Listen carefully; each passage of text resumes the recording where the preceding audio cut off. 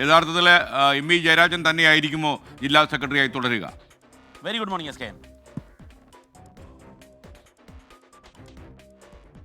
S K N കാലത്ത് സംസ്ഥാന secretariat യോഗം ചേരും. അതിനുശേഷമായിരിക്കും സമ്മേളനത്തിൻ്റെ സ്റ്റിയറിംഗ് കമ്മിറ്റിയായ ജില്ലാ സെക്രട്ടേറിയറ്റിൽ സെക്രട്ടറിയുടെ പേര് വയ്ക്കുക.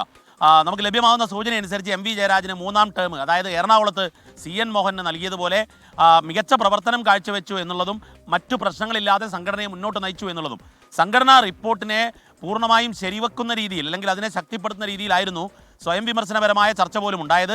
മാത്രവുമല്ല, ഇന്നലെ മുഖ്യമന്ത്രി സംസ്ഥാന കമ്മിറ്റിക്ക് വേണ്ടിയുള്ള നേതൃത്വത്തിന് വേണ്ടിയുള്ള മറുപടിയിലും ജില്ലയിലെ പ്രവർത്തനത്തെക്കുറിച്ച് ഏതെങ്കിലും രീതിയിലുള്ള കുറ്റപ്പെടുത്തലുണ്ടായില്ല. കൂട്ടായ പ്രവർത്തനം ഉറപ്പാക്കാൻ ജില്ലാ കമ്മിറ്റിക്ക് സാധിച്ചു എന്നുള്ളതും ജില്ലാ സെക്രട്ടേറിയറ്റിന് സാധിച്ചു എന്നുള്ളത് തന്നെയാണ്.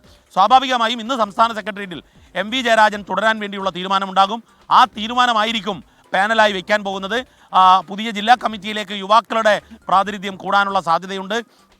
ലഭ്യമാകുന്ന സൂചന അനുസരിച്ച് ഇങ്ങനെയാണ്: ജില്ലാ സെക്രട്ടറിയായി എം വി ജയരാജൻ വരുന്നു, കൂടുതൽ ചെറുപ്പക്കാരെ ഉൾപ്പെടുത്തിക്കൊണ്ടുള്ള ജില്ലാ കമ്മിറ്റിയും വരുന്നു. സംസ്ഥാന സെക്രട്ടേറിയറ്റ് പ്രായപരിധിയിൽ വീണ്ടും മാറ്റലുണ്ടാവുകയാണെങ്കിൽ സംസ്ഥാന സമ്മേളനത്തിൽ ആ സമയത്ത് എന്തെങ്കിലും മാറ്റം വേണമെങ്കിൽ ആലോചിക്കാം എന്നുള്ളത് മാത്രമാണ് ഇപ്പോഴുള്ള തീരുമാനമായി വരാൻ പോകുന്നതെന്നാണ് അറിയുന്നത്. ഏതായാലും ഇന്ന് കാലത്തൊരു 11 മണിയോടുകൂടി തന്നെ സമ്മേളനത്തിൽ പുതിയ ജില്ലാ സെക്രട്ടറിയുടെ പേര് നിർദ്ദേശിക്കപ്പെടുമെന്നുള്ളതാണ് നമുക്ക് ലഭിക്കുന്ന വിവരം. S K N. Okay, thank you Deepak തരമണം.